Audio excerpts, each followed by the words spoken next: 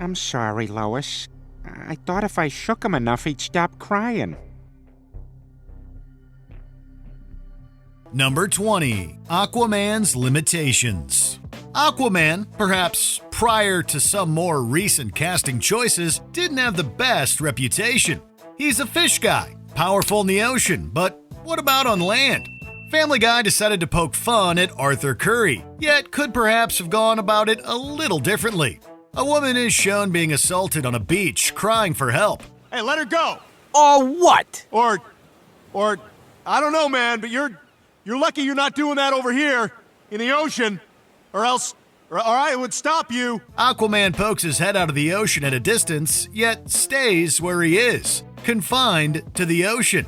He tosses a harmless starfish and threatens the criminal with fish backup. When the woman asks why he won't help, he gives a pretty insensitive response. Well, maybe you shouldn't have let him on.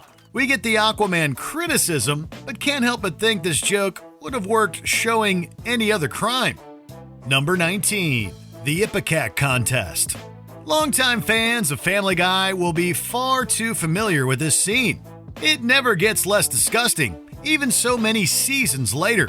In a season 4 episode, Peter gets a hold of some ipecac, a syrup made from plant extracts traditionally used to rapidly induce vomiting. All right, you guys, I got 8 crates of ipecac from Mort, all on my tab. Well, the Griffin boys have a contest to see who can go the longest without vomiting. What follows is a full 1-minute scene of continuous puking. The 4 end up writhing in agony on the floor, vomit lining every piece of furniture and most of the floor. Who wants chowder? If that wasn't enough, a season 11 episode where time is reversed shows it again, but Brian and Stewie have to endure it backwards. Number 18. Peter Griffin Jr.'s demise. Did you know the Griffins had 4 children? 4 children. 4 children. There's Meg, Chris, Stewie, and the dearly departed Peter Jr.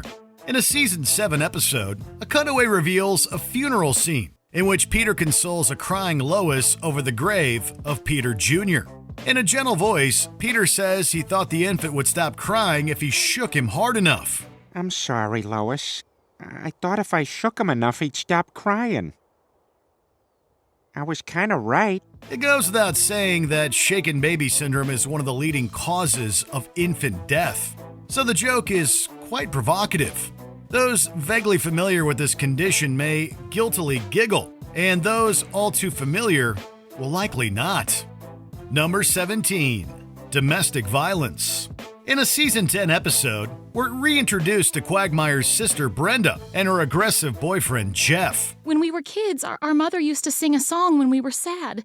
Maybe that'll help now. Come on, Brenda. A stupid nursery rhyme isn't going to wake him up, especially the way you sing. Right, man? She refuses to leave him, despite his clear physical and mental abuses towards her. Quagmire and friends end up secretly putting an end to Jeff and faking a farewell letter to Brenda. This episode generated a lot of controversy, as it was unlike the show to take on such a heavy topic. In all fairness, they handled it with care, but it was perhaps too serious for a show like Family Guy. I guess he's really gone. It takes away from the severity of the situation. Also, the episode's title, Screams of Silence, the story of Brenda Q, mocks those melodramatic TV movies, which also arguably lightens the mood unnecessarily. Number 16. Jesus Visits Quahog. There are a lot of jabs at Christianity in Family Guy. Jesus himself is a reoccurring character, yet prior to this season 7 appearance, he was pretty much only in cutaways.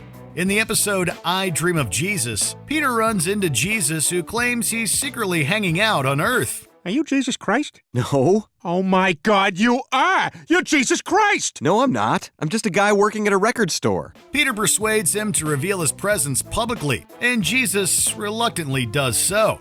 He then becomes a sort of fame-hungry diva, appearing on various talk shows and shunning Peter for groupies and limousines. Doesn't look like there's any room. What do you mean? Well, there's only one space left, and I promised it to that cow. This is gonna be so much fun. Reactions were not favorable to the portrayal of Jesus as a famous snob. A season 13 episode sees JC faking virginity in order to sleep with people's wives. So, yeah. Jesus ain't no virgin. He did the same thing to me last Christmas. He what? Yeah, Jesus did the same thing to my wife Christmas before last and my buddy's wife the year before that. Number 15. Brian gives Stewie an STI. Brian and Stewie have been in a lot of adventures. Some good, some bad, and some ridiculous. In an episode titled Herpy the Love Sore, Stewie learns about blood brothers and performs the ritual with Brian. I think we should hold hands more often. There you go. We're blood brothers now. You happy? Actually, yes. I mean, I really feel the bond, Brian. However, he gets a little more than he anticipated when he wakes up with a herpes outbreak. Stewie is shunned by his daycare friends, has to call a former partner, hilariously a ripoff of Bob the Builder named Handy Manny, and confess to Rupert. Rupert, you know how we promised never to lie to each other? Well, I lied earlier tonight. It's not a burn from Dunkin' Donuts coffee. Brian continues to hide his affliction from his dates, but is thankfully stopped by Stewie and Chris. Ew! I'm sorry, Brian. I've got to go. Damn it, you guys. Her dad's really rich. Wow, you weren't kidding. Yeah. Critics considered the episode one of the worst, as it inaccurately portrayed the virus as well as reduced it to mere fodder for gross-out humor. Number 14. Brian cleans Stewie's diaper. The Season 8 episode, Brian and Stewie, is different from your average episode, as it features no cutaways and serves to further develop the characters and friendship of Brian and Stewie Griffin. Nice, right? Well, it can't go a full episode without something gross. The dog and baby end up accidentally locked in a bank vault over a weekend. What was that? I don't believe this. Hello? Hello? We're locked in! Despite his wit and seeming maturity, Stewie is still a baby and inevitably ends up with a dirty diaper. In desperation and complete lack of a change, he asks Brian to consume the contents of the diaper, which Brian hesitantly complies. There's just one part left. What are you talking about? There's nothing left. Look, the diaper's completely clean. Critics were understandably repulsed, disturbed, and completely grossed out. Number 13. Reactions to Ida. Glenn Quagmire loves the ladies so much, so you would expect the elder Quagmire to be the same, or even more of a womanizer. To subvert expectations, Seth MacFarlane and company went in a different direction, one that was roundly criticized. Dad, they're here!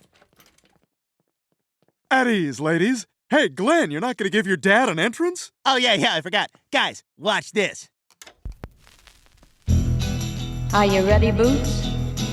Quagmire Sr. comes to Quahog, revealing herself to be transgender and planning to undergo gender-affirming surgery. No, it's okay. It's a perfectly normal question. We can't sit here and just pretend everything's the same. It is a big transition for me, yes. That in itself isn't over the line, but the transphobic jokes were.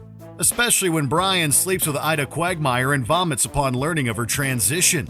Many groups raised serious concerns about the episode, including the Gay and Lesbian Alliance Against Defamation, or GLAAD, saying it used offensive language and perpetrated harmful stereotypes about transgender people. For his part, Seth MacFarlane stood by the episode, believing it to be a sympathetic portrayal. Number 12. The Vietnam Veterans Memorial. The cutaways, a constant source of potential outrage. In a Season 8 episode, a trip to the nation's capital finds Peter and the gang driving by the Vietnam Veterans Memorial. And there's the Vietnam War Memorial. Hey, check out that Vietnamese guy giving the business to those Vietnam vets. Peter points out a Vietnamese man giving the business to Americans. We then see two U.S. veterans visiting the memorial and being taunted by a Vietnamese veteran who refers to the memorial wall as a scoreboard, then points to a specific soldier on the wall whom he claims he killed. Oh, what happened to your friend? Hey, I know that guy. I kill him. He cried like a bitch. Vietnam, undefeated. It's really easy to see why this was ill-received by many, as it reduces the seriousness and massive death count of war to a sport. Some fans claim the gag puts down those who are already down. Number 11. The Whale and the Forklift. Any fan will recognize that Family Guy loves jokes that wear out their welcome. Remember that dead frog joke? Well, that was nothing compared to this one. In a 2014 episode, Peter gets a forklift and, of course, shenanigans ensue.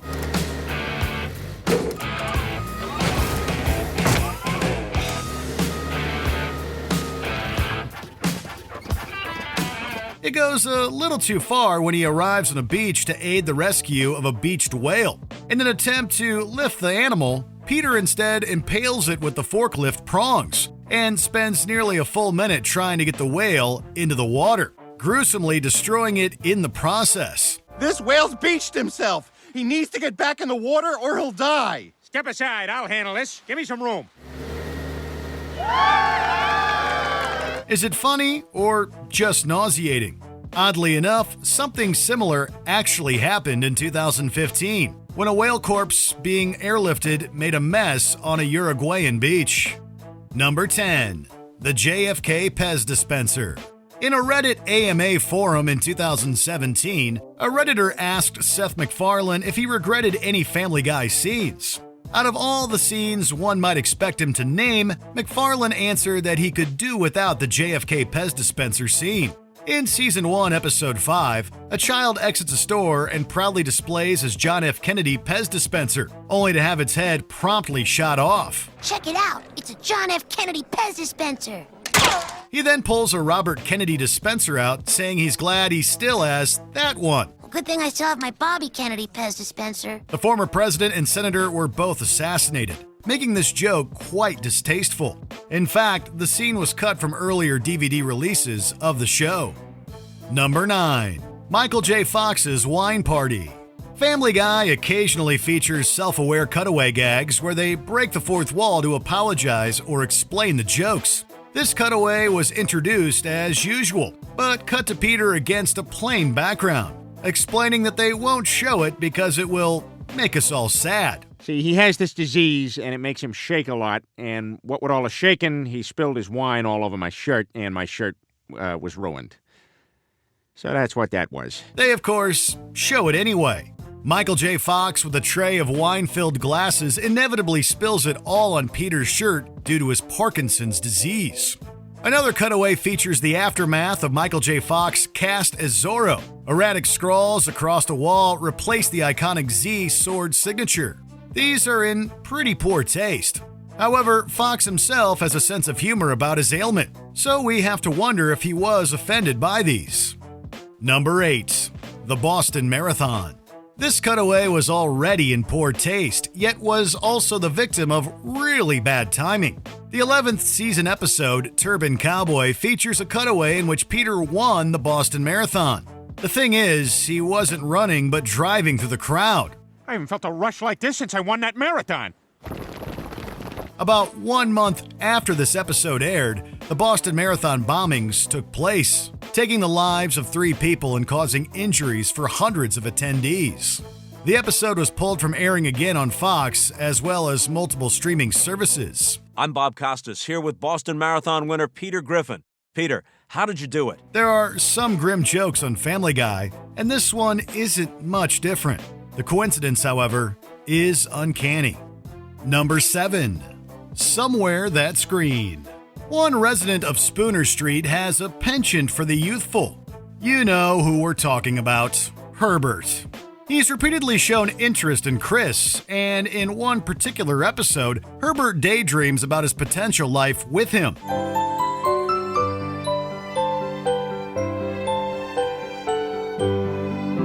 He sings Somewhere That's Green from the musical Little Shop of Horrors. In the original song, the character Audrey sings of her potential perfect life with Seymour, having left behind her abusive boyfriend. Herbert imagines his perfect life, with himself as the wife. A picture out of better homes and Gardens magazine. The problem here is that Herbert is clearly an offender, and these types of scenes appear to lessen the severity of the problem. Some viewers have surmised that his age and feebleness take away from the clear offense. Number 6. The Terry Schiavo Musical. The Terry Schiavo case, for those unaware, was a notorious court case that spanned several years. In 1990, Teresa Marie Schiavo, then 26 years old, collapsed in her home. Though she was resuscitated, the lack of oxygen to her brain had caused massive, irreparable damage. Her husband vowed to make her well again and took her to numerous doctors and rehabilitation centers. But years later, after winning a $1 million malpractice judgment, Schiavo said he realized his wife would never recover. After 2 months, doctors declared her vegetative. In 1998 began a 7-year-long court case, riddled with appeals. Schiavo's husband wished to remove her breathing tube, whereas her parents wished to keep her alive. Family Guy decided that the case would make a great musical for Stewie and his daycare buddies. Terry Schiavo is kind of a live-o, the most expensive plant you'll ever see. It's easy to see why this was in poor taste. Number 5. Peter the high school student. In a season 9 episode titled Trading Places, Peter and Lois trade lives with Chris and Meg. Wow, guys, you hear that? A raise. Interesting. Seems like the kids are doing pretty well at this grown-up thing, huh? I would suggest that you suck that. This means Peter and Lois are high school students, and Peter takes this to a dark place quickly. He enters the kitchen the morning before school in an intimidating outfit, wielding a shotgun. He claims to want revenge for how the popular kids treated him. Lois tells him to call it off, which he tries and fails to do according to the response on his phone. Peter, no, you're just a normal high school kid. Oh. Hey, Lance, it's off. There have been too many such real-life incidents to count, especially since the episode aired in 2011. This gag hits too close to home. Number 4. Peter has dark thoughts. There are some things that arguably shouldn't be joked about. Make what you will of this one. The subject matter is touchy, but the punchline crosses the line, in our opinion. Peter, put that knife down. Lois, I don't have any friends. Peter asks Lois how to take his own life. From another room, Meg, often a dark character, answers him, even giving him tips. This joke is as dark as jokes can get, and could have a negative effect as well, as the information provided is accurate from a medical perspective. Meg is right. Okay, I'll be in the garage. It's common to use comedy to deal with hardship, but there's a limit. Number 3. You have AIDS. Using a barbershop quartet to deliver bad news is potentially funny, but there's always a line. In a season 4 episode, we're shown one of Peter's countless alternate careers. He's part of a quartet that eases the blow of tough hospital news by singing it. Cue You Have AIDS. I don't know how to tell you this, Mr. Devaney, so I'll let these guys do it. You have AIDS. Yes, you have AIDS. I'd hate to tell you, boy, that you have AIDS. Family Guy staff members reportedly defended the scene, claiming that the tasteless absurdity of the situation was the joke. Again, this could be seen as subjective. A season 19 episode sees Peter revisit the moment, now partly regretting it. At least he knows what he did. You have AIDS. Ooh, and next door is a classic song about AIDS that I now partly regret. What a blessed day in Cutaway Land. Number 2. I Need a Jew. Religious territory is sometimes close to hot water, and it's easy to fall in. In a season 3 episode, which was actually pulled from airing for some years, Peter finds himself in need of a good accountant. He sings a song where he wishes for a Jewish person to come help with his finances. I gotta get a Greenstein or a Rosenblatt of my very own. The Jewish financial stereotype isn't new, and is normally taken in stride or even laughed about. But this time, Family Guy was sued by Bourne Music Company, original owners of When You Wish Upon a Star. I need a Jew. They claimed that the parodied version contained offensive lyrics and took away from the wholesome nature of the original. They lost the case in 2009, and the episode was returned to syndication. Number 1. The Cosby Show credits. In a season 14 episode, in what at least one viewer called a swift dose of cruel truth. The Cosby Show's opening sequence is reimagined knowing what we know now. The classic TV sitcom opening credits sequence is then shown, with Bill Cosby dancing and pulling faces as he used to, yet his co-stars are not well.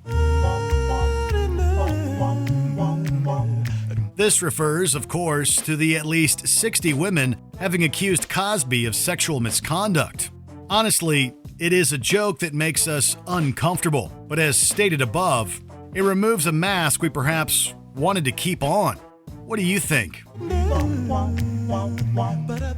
Did you enjoy this video? Check out these other clips from Watch Mojo, and be sure to subscribe and ring the bell to be notified about our latest videos.